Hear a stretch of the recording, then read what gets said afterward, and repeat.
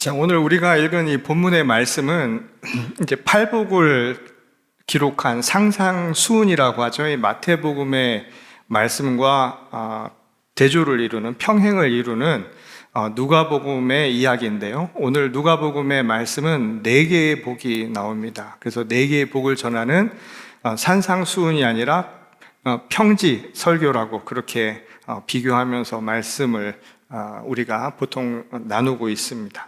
자, 오늘 본문 말씀에서는 산상수훈에서 팔복을 할 때와 다른 점이 4가지 복을 이야기하는 것도 그렇지만 거기에 4가지 화라고 하는 것을 아주 대조적으로 지금 이야기를 하고 계시죠. 예수님은 복 있는 사람을 어떻게 지금 정의를 내리셨는가 하면 가난한 자, 줄인 자, 우는 자, 그리고 박해받는 자, 그리고 그와 정반대되는 사람들이라고 할 수 있죠. 부요한 자, 배부른 자, 웃는 자, 칭찬받는 자를 거꾸로 화 있는 사람들이다, 화를 입을 사람들이라 이렇게 규정을 했습니다. 자, 이야기만 듣고 보면 우리가 일반적으로 생각하고 있는 복 개념과 완전 반대되죠. 행복과 불행이 마치 바뀐 것 같은 느낌을 주는 말씀입니다. 자, 물론 이 행복이라고 하는 것은 어떤 한 단어나 어떤 한 문장으로 정의 내리기 어려울 만큼 시대나 또는 그 문화적 상황에 따라 저마다 다른 모습들을 보여주고 있습니다. 예를 들어서 서구의 낭만주의 시대와 오늘날처럼 자본주의적 시장 가치가 우리의 온 사회 전 영역을 다 지배하고 있는 요즘과 비교해만 봤더라도 많이 다르다는 것을, 복에 대한 또는 행복에 대한 기준이 많이 다르다는 것을 우리는 알 수가 있습니다. 소위 낭만주의라고 하는 시대를 보면 내면적인 가치라고 하는 것을 굉장히 강조를 합니다. 그래서 예를 들어서 신의, 명분 이런 것들을 굉장히 중요하게 여겨요. 그 예전에 혹시 중세가 지나서 낭만기 시절의 서구 영화를 보게 되면 결투를 신청해서, 내가 사랑하는 여인을 위해서 결투를 신청해서 같이 결투를 하거나, 또 우리 서부 시대에도 보면 서부 개척 시대에 총잡이들이 서로 결투를 벌이는 장면들이 나와요. 그렇죠? 17, 18세기의 상황들을 보면 지금으로 보면 말도 안 되는 일들을 벌이고 있죠. 등을 맞대고 10걸음을 가서 뒤를 딱 10번이 되면 가서 탁 총을 쏘는 거 아니에요. 요즘엔 그렇게 안 할걸요? 그쵸? 그냥 이렇게 쏘겠죠. 어차피 그게 살려는 게 목적이면 이렇게 쏘지, 그걸 10발자국이나 가고 무슨 칼싸움을 하고 그러겠습니까? 아마 많이 다를 거예요. 그래서 당시 낭만주의적인 시대가 가지고 있는 복 개념, 사람들의 사고가 그걸 중요하게 여겼다는 거예요. 또 자연 친화적인, 요즘에는 우리도 그렇게 가고 있지만 자연 친화적인 것에서 오히려 더 복을 느끼는 시대였던 반면에 오늘 시대는 보다 좀 물질적인 것에 가깝죠. 보여야 되고 잡혀야 됩니다. 예를 들어서 권력이라든가 아니면은 내가 부를 누리는 것도 마찬가지고, 개인이 내가 삶을 통해서 성취해내거나 뭔가 성공했다라고 하는 느낌을 받을 때 사람들은 행복하다, 보다 좀 더 여유롭다, 이런 생각을 갖게 되는 경향이 있다는 거예요. 그래서 오늘날 시대는 말하자면 낭만 같은 거 그거 개나 줘버려, 엿바꿔 먹는 게 훨씬 나라고 하는 이런 자본주의적 관점이 강하다 보니까 이런 관점에서 오늘 본문의 이야기를 보면 잘 납득이 되기가 어렵죠. 사실 예수님이 언급하신 복이라고 하는 개념도 이러한 우리의 기존의 생각과는 많이 다르다는 것을 볼 수가 있습니다. 오늘 본문에 나오는 복이라고 번역된 헬라어 단어가 마카리오스라고 하는 단어를 사용을 했습니다. 자, 이 마카리오스라고 하는 말은 당시 헬라 그리스 문화권에서는 신들의 상태를 가리키는 보편적인 표현이었습니다. 자, 인간들과 달리 신이라고 하는 존재의 특징은 뭔가요? 신들의 특징은 죽지 않죠. 그리고 결핍이라고 하는 것이 없는 존재들이에요. 그래서 우리가 흔히 복이 있다, 복되다라고 말을 할 때 그 말은 어떤 것을 의미했는가 하면 신들처럼 결핍이나 또는 상실감 같은 것, 잃어버리는 게 없는, 늘 항상 그대로인 상태, 다시 말해서 완전함, 충만함을 일컫는 말이었다는 겁니다. 그러니까 복이 있다는 것은 완전하다, 부족한 게 없다. 그것으로 충만하다라는 의미로 사용됐다는 거예요. 자, 이것을 오늘 예수님께서도 그 말을 사용하셨는데 초기 기독교인들도 그래서 복이 있다라고 하면 어떤 의도로 기독교 언어로 받아들였는가 하면 완전한 상태, 그것은 완전하신 하나가 된 상태, 하나님과 합일된 상태를 뜻하는 말로 여겼다는 거예요. 아니면 하나님의 은혜가 내게 임한 상태. 아마 철학을 공부하신 분들은 들은 분들이 있을 거예요. 부녀라고 해서 하나님의 그 놀라움이 내게 뿌려진 상태, 나누어진 상태가 바로 충만하고 완전함을 느끼는 그런 상황이다. 그래서 이것을 복이 있다라고 사람들이 생각을 했다는 겁니다. 자, 그렇다면 오늘 예수님의 말씀을 들으러 온 사람들에게 이런 이야기를 하신 것에는 아마 특별한 의도가 있었을 것이라는 것을 생각을 해보게 됩니다. 왜냐하면 당시 예수님의 말씀을 듣기 위해 많은 무리가 모였다라고 오늘 본문은 전하는데 많은 사람들이 와서 예수님에게 구하고자 했던 복이라는 게 어떤 것이었을까요? 아마도 가난과 굶주림, 눈물과 배척, 지금 예수님이 복되다라고 한 사람들과는 전혀 다른 것을 구하러 왔을 가능성이 굉장히 클 겁니다. 그런 말을 위해 모였다기보다 사람들은 오히려 예수님이 화라고 말한 상태, 말하자면 더 부요하고요. 그렇죠? 그리고 굶주림이 아니라 배가 부르는 상태, 뭔가 내가 사람들에게 칭찬받는 것, 배척당하는 것보다 칭찬받을 만한 그런 상태가 되는 것을 위해서 사람들이 왔을 가능성이 굉장히 크죠. 지금 예수님이 말씀하신 그 네 가지 모습들, 부요하고 배가 부르고 항상 웃고 모든 사람들에게 칭찬받는다고 했던 이것은 시대를 막론하고 모든 사람들이 다 원하는 삶의 조건 또는 삶의 모습이라고 해도 지나치지 않을 겁니다. 그러니까 우리가 오늘 예수 믿는다고 와서 구하는 것들을 보면 다 지금 이런 것들이라는 거예요. 그거 아닐까요? 여러분 예수 믿고 원하는 거 이런 거 아니에요? 웃고 싶죠? 그리고 풍요롭고 싶죠? 그리고 이왕이면 사람들로부터 칭찬받고 사람들로부터 칭송받는 사람이 되고 싶죠? 그렇게 애들한테도 가르치잖아요. 그게 우리의 기도 제목이고 그게 우리가 신앙을 갖는 중요한 요건들이라고 생각을 하는데 예수님은 그와 정반대되는 이야기를 하셨던 거예요. 어떤 의미에서 보면 예수님도 궁극적으로 바라는 것이 화 있는 사람들처럼 풍요롭고 부요하고 항상 웃고 칭찬받는 이런 삶이 잘못됐다라고 하신 말씀은 아닐 거예요. 그리고 예수님이 사랑하는 사람들이 그것과 먼 모습, 그것과 정반대되는 삶을 아마 바라시지는 않으셨을 겁니다. 아마 부모된 입장에서 자식을 향한 마음을 생각해 본다면 그런 생각을 하지 않겠어요? 그런 점에서 오늘 예수님이 이토록 현실과는 거리가 먼 이야기를 하신 데는 그럴 만한 이유가 있을 것이라는 추측이 가능한 대목입니다.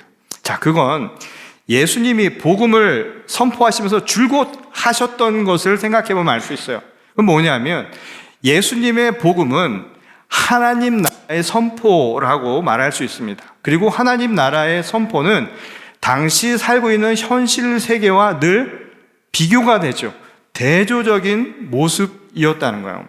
이 당시 예수님이 활동하시던 시기의 유대 사회, 그 시대의 현실을 비판하시면서 예수님은 새롭게 다가올 하나님 나라를 사람들에게 이야기하셨죠. 그리고 그걸 통해서 복음, 기쁜 소식이라고 말씀을 하셨던 거예요. 자, 그러면 기쁜 소식이라고 했던 하나님의 나라는 뭘까요?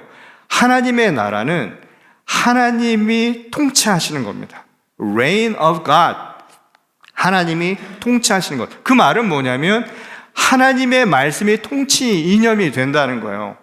쉽게 얘기하면 하나님의 말씀이 펼쳐져서 하나님의 뜻대로 모든 것이 움직이고 그것을 살아가는 모든 사람들의 생각, 판단, 모든 질서가 하나님의 말씀에 의해서 움직이는 세상이 곧 하나님의 나라인 것이죠. 반면에 예수님이 보셨던 당시 그런 시대, 현실은 어떤가 했는가 하면 로마 제국으로 대표되는 힘의 논리가 지배하는 세상이라고 보셨던 거예요. 그거는 당시만이 아니라 인류의 역사가 지금까지 지속되면서 변함없이 유지되어 온 모습이기도 하죠.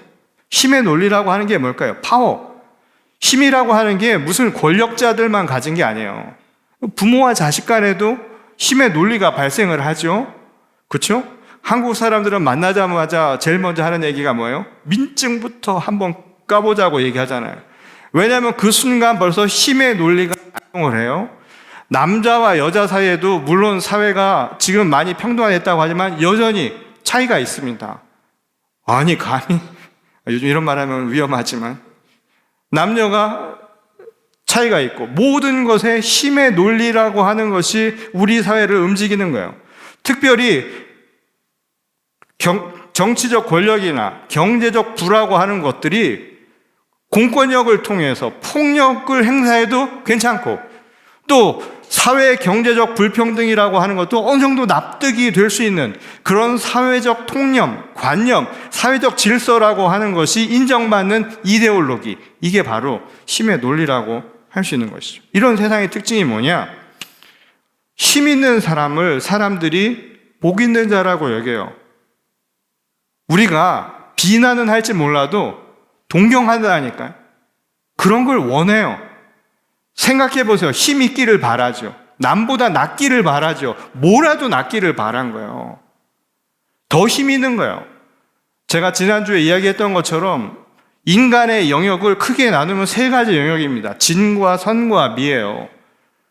뭐 남들보다 지식이 많거나, 아니면 또는 도덕적 윤리적으로 뛰어나거나, 아니면 예쁘거나, 이 모든 것들이 다 세상을 움직이는 힘으로 작용하는 이 힘의 논리가 지배하는 시대, 그것은 예나 지금이나 크게 벗어남이 없다는 거죠. 그런데 사람들이 이것이 계속 지속될 수 있었던 까닭은 그것을 동경하고 그것을 내 내면 속에 그대로 받아들이고 있기 때문이라는 겁니다.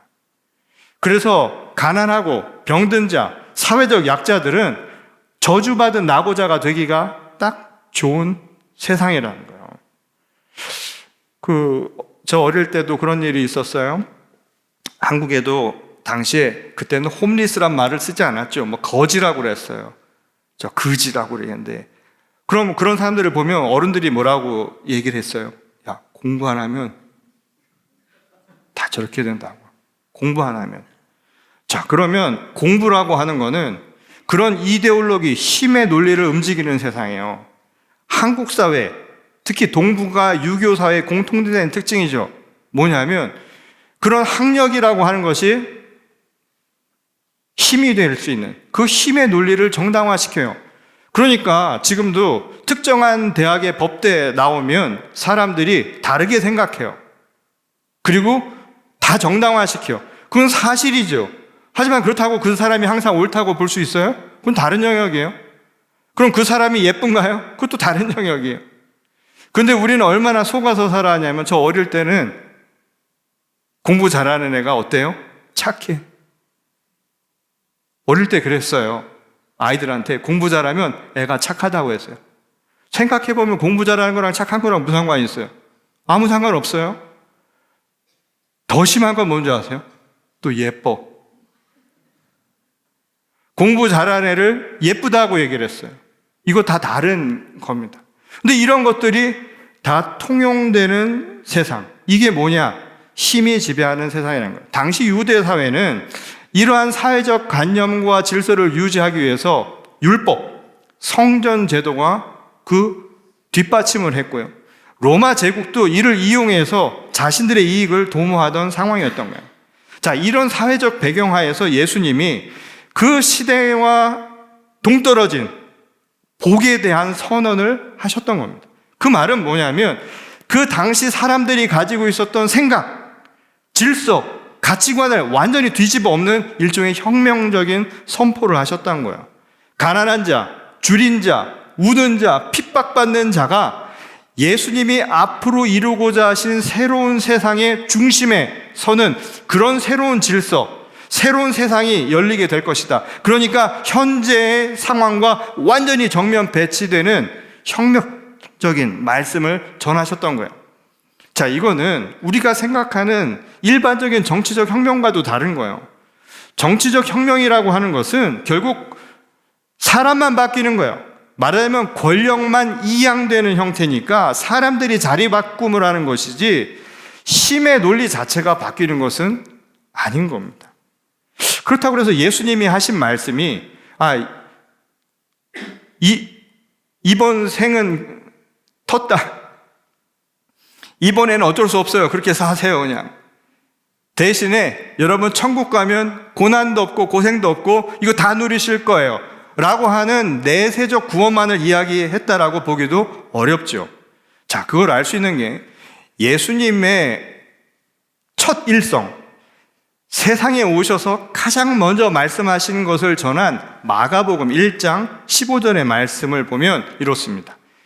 때가 찼고 하나님의 나라가 가까이 왔으니 회개하고 복음을 믿으라. 여기서 회개하라는 것은 개인으로는 회심이지만 공동체나 국가나 사회 조직으로 가면 사회 질서가 바뀌는 거예요. 완전히 바뀌는 것.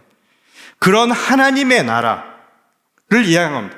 이게 복음이라는 거예요. 이게 기쁜 소식이라고 말씀을 하신 겁니다. 자, 이 이야기는 단순히 죽어서만 누리는 천국, 내세적 구원만을 이야기하는 게 아니죠. 오히려 현실 속에서 이러한 이상적인 하나님의 나라가 구현되어야 한다는 것을 선포하신 거예요.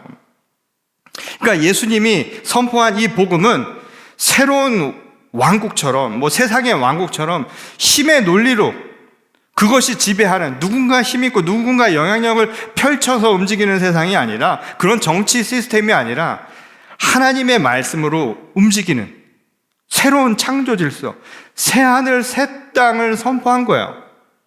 자, 새로운 질서는 기존의 세상에서 저주받던 이들, 이라 여기던 사람들이 오히려 복을 얻는 세상이라는 거, 완전히 다른 것이죠.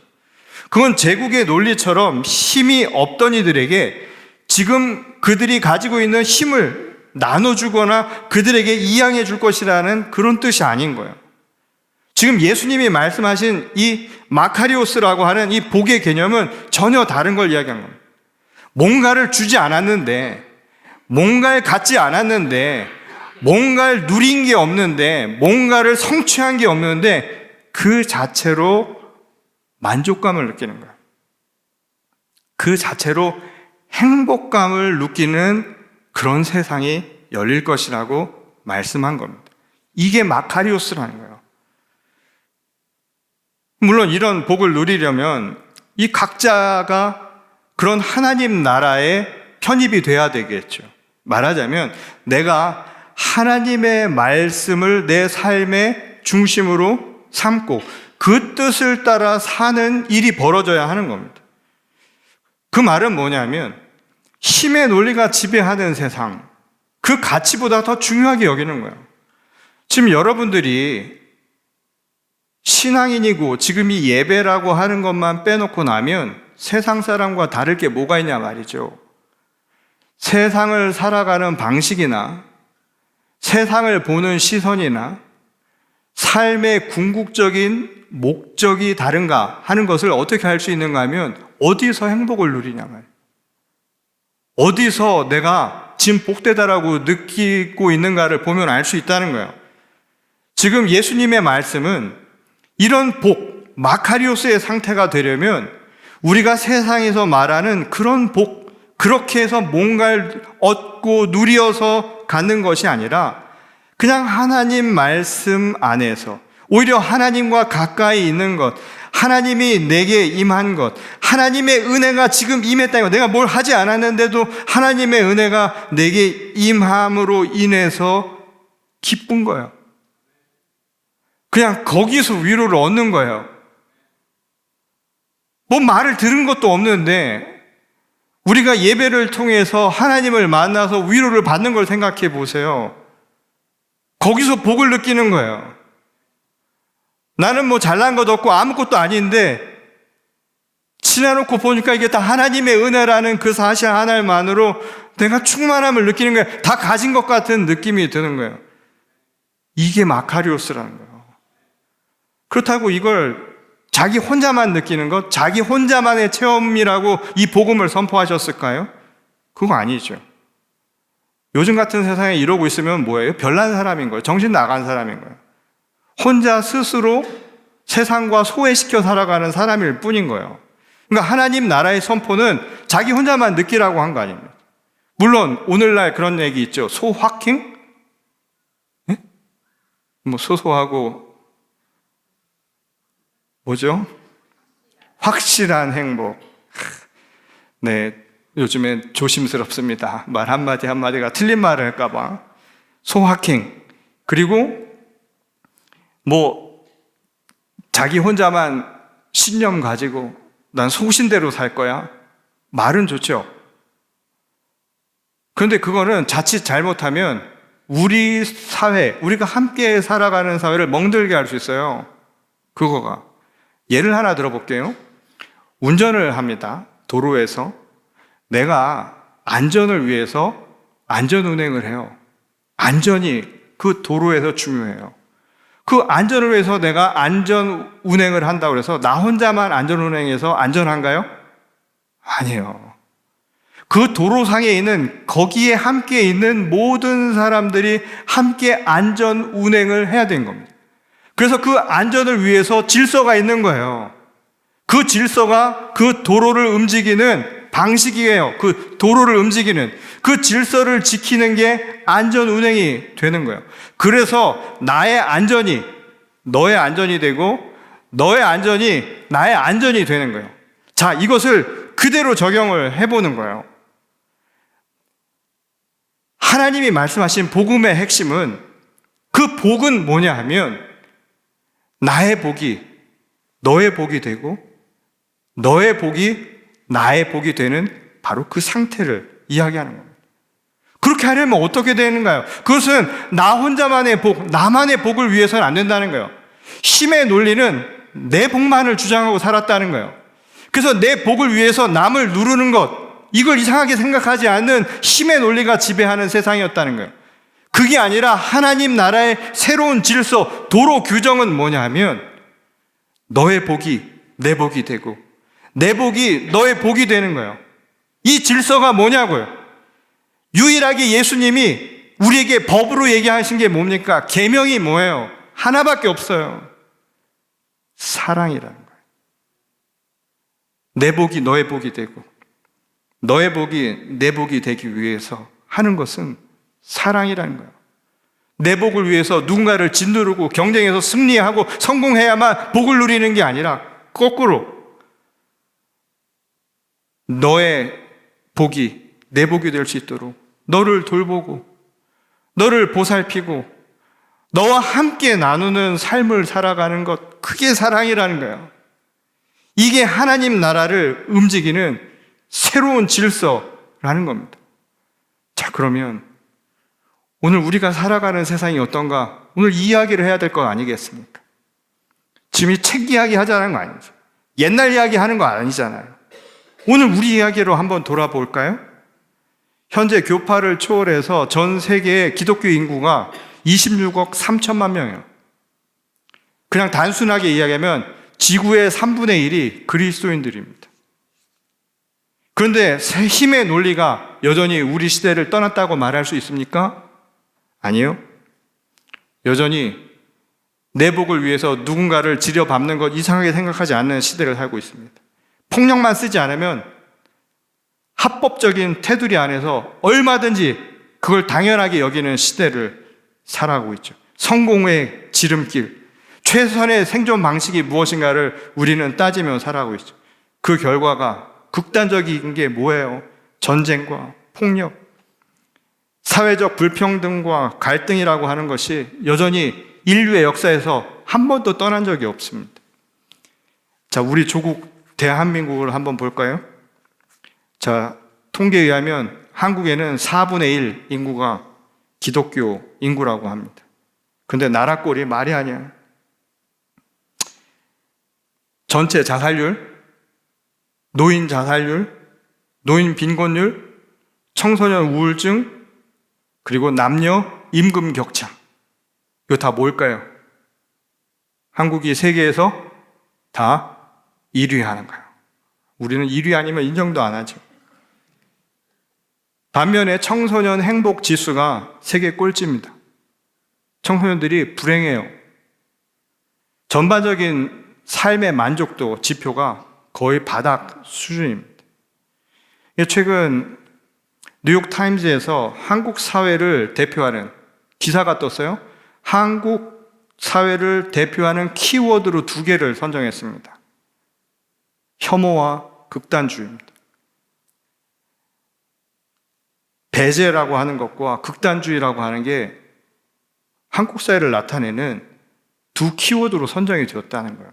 거기에 큰 역할을 한 집단으로 바로 기독교인들을 선정했습니다. 참 참담한 결실이죠. 교회가 힘의 논리에 오히려 더 앞장서고 있는 듯한 모습이죠. 갈등과 분열을 부추기고 자기 주저하지 않으면 낙인을 쉽게 내려버려요. 저는 우리 사회에 이 낙인 찍는 문화가 무서운 시대예요. 뭐 애들만 아니에요. 애들만 왕따, 집단 이지매 뭐 이런 거 아닙니다. 우리도 그렇죠. 그리고 혐오합니다. 한 사람 바보 만들기 쉬운 세상입니다. 저는 언론이고 뭐고 요즘 나오는 것 이제는 여과 없이 모든 게 다 나와요. 기본적으로 낭만이 없어졌어요. 신뢰라는 것도 없어요. 심지어 폭력도 미화되는 시대. 기독교가, 교회가 사회적 신뢰를 잃어버린 땅바닥에 떨어지는 시대입니다.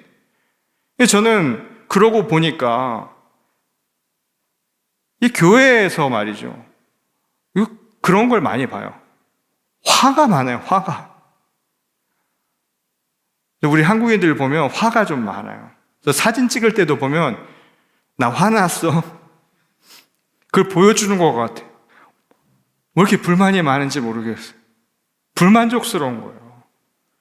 화가 나서 어쩔 줄 모르는 거예요. 전 잘 모르겠어요.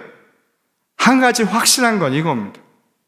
적어도 복 있는 사람은 아닌 것처럼 보인다는 겁니다. 지금까지 한국 기독교가 남들에게 해코지만 되지 않으면 자기 성공과 안위를 가르치면서 이걸 복음으로 둔갑시킨 현실을 부인할 수가 없을 거예요. 그리고 그게 그렇지 못한 사람들에게는 어떻게 들리는 줄 아십니까? 억울하면 출세하라고요. 믿음은 시선의 변화라고 하는데 출세만 하면 그만이라는 거예요. 그런 안일한 생각들이 우리 사회에 엄청난 괴물들을 지금까지 만들어냈습니다. 오늘날 한국 사회의 모든 문제, 사회 문제를 곰곰이 따져보세요. 여기서 하나라도 자유로운 게 있는가? 출세라고 하는 것의 당당함. 출세하면 사람이 당당해져요. 그 당당함 앞에서 양심이라고 하는 가책도 힘을 잃어버린 시대를 살아가고 있습니다. 낭만? 정말 개나 줘버린다고. 잊혀진 지 오랜 시대가 됐습니다. 그러니 출세 못한 저주받은 사람들 눈에 들어올 리가 없는 것이죠. 그러다 보니까 어떤 현실이 나타난 줄 아세요? 인간에 대한 존중이 없는 거예요. 서로 존중할 줄은 몰라요. 함부로 이야기합니다. 그게 오늘의 현실입니다. 이 얼마 전 우리 교회 10년 부흥회 강사로 오셨던 김기성 목사님이 지난 1월 말에 우리 연합감리교회 새로운 목회자들 그리고 신학생을 위한 세미나 후에 마지막 시간에 이들에게 해주고 싶은 덕담을 5단어로 바꾸어서 좀 얘기해 주십시오 했더니 그때 하신 말씀이 뭐였냐면 명랑한 버팀이라는 거예요. 저는 그 이야기를 이렇게 생각했습니다. 모진 비바람이 불어서 이를 악물고 막 버티는 거 그런 거 아니라는 거예요. 오히려 그분의 말씀은 저는 이렇게 들었어요. 믿음이 깊어지면 뭐 맷집이 강해져서 버틴다라는 것이 아니라 오히려 하나님의 말씀이 내 안에 있다라는 그 믿음이 있으면 내가 마카리오스 복을 누리는 사람이라면 기쁜 거예요. 그래서 명랑한 거예요. 그래서 그 명랑함으로, 나의 밝음으로 오늘 이 어둠을 버텨내는 것, 저는 그게 신앙인의 모습이라는 생각이 들었습니다. 뭘 받아서? 그게 아닙니다. 뭘 내가 이루어서가 아닙니다. 그렇지 않아도, 그럼에도 불구하고 하나님의 은혜로 내가 산다라는 그 믿음 하나만으로도 내가 버틸 수 있다는 것, 그래서 명랑할 수 있다는 것, 그게 신앙인의 참 면목이라는 것. 저는 오늘 이 엄혹한 현실을 살아가지고 특히 젊은 세대들에게는 정말 힘든 시대예요. 저도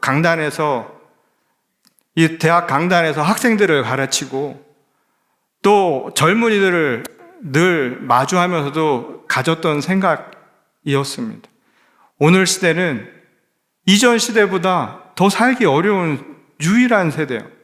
자기 부모 세대보다 발전이 아니라 퇴보하는 듯한 시대를 살아가는 유일한 세대들. 그들이 마주해야 할 이 현실에 오늘 우리들에게 주신 책임감입니다. 그리고 그 책임감에 앞서서 믿음의 사람들로 오늘 이런 현실을 어떻게 살아가는가? 명랑한 버팀이라. 왜냐? 우리에게는 하늘의 복이 있기 때문입니다. 그래서 오늘 우리들의 삶에서 하나님과 함께하는 그 충만함을 가지고 오늘 이 현실의 벽을 이겨내고 또 버티면서 나만이 아니라 너의 복이 곧 내 복이라고 하는 그 믿음으로 서로를 보살피고 돌보고요. 그리고 화 좀 내지 마세요. 웃으면서 말이죠. 제가 요즘에도 바깥에서 별의별 얘기를 다 듣고 있는데요. 예? 바깥에 나가서 뭐 안 들리니까 모르겠어요. 그래봐야 아무 도움 안 돼요. 그거 신앙에 도움 안 되는 거예요. 그거 복음 아니에요. 제가 그런 분들에게 해드리고 싶은 말은 이거예요. 너나 잘하세요. 복음은 나를 기쁘게 합니다. 나를 기쁘게 하고 당신을 기쁘게 하는 것. 당신이 기쁘면 나도 기쁜 것. 그것은 사랑밖에 없습니다. 그 하나님의 사랑으로 오늘 그 은혜 가운데 오늘 우리 시대에 진정한 하나님의 나라를 꿈꾸고 만들어가는 저와 여러분 모두가 될 수 있기를 주의 이름으로 간절히 축원합니다. 우리 다 같이 기도하겠습니다. 우리를 지극히 사랑하시는 아버지 하나님, 오늘 우리가 살아가는 이 현실의 시대가 힘의 논리가 지배하고 또 그것을 통해서 누군가에게 영향력을 조금이라도 미칠 수 있는 위치에 서야 복되다, 인생 재밌다 느끼며 살아가는 것은 아닌가. 오늘 우리 자신을 돌아보게 하시기를 원합니다. 진정한 복은 그것이 아니라 하나님이 나와 함께 하시기 때문에, 하나님의 말씀 속에서 서로 사랑하며 살아가기 때문에 나 혼자만 배부르고 기쁜 것이 아니라 당신과 함께 배부르고 기쁘기 때문에 진정한 복을 누릴 수 있는 것. 그래서 서로 배려하고 서로 사랑하고 웃음으로 화해할 수 있는 그런 교회와 성도의 삶을 살게 하여 주옵소서. 오늘 이 시간 우리에게 주신 말씀을 통해 진짜 마카리오스, 복을 함께 누리는, 그리고 이 엄혹한 현실은 그럼에도 불구하고 명랑한 버팀을 통해 견뎌내는 주의 신실한 자녀들이 다 되게 하시기를 원하오며 우리를 끝까지 사랑하신 주 예수 그리스도의 이름으로 기도드렸습니다. 아멘.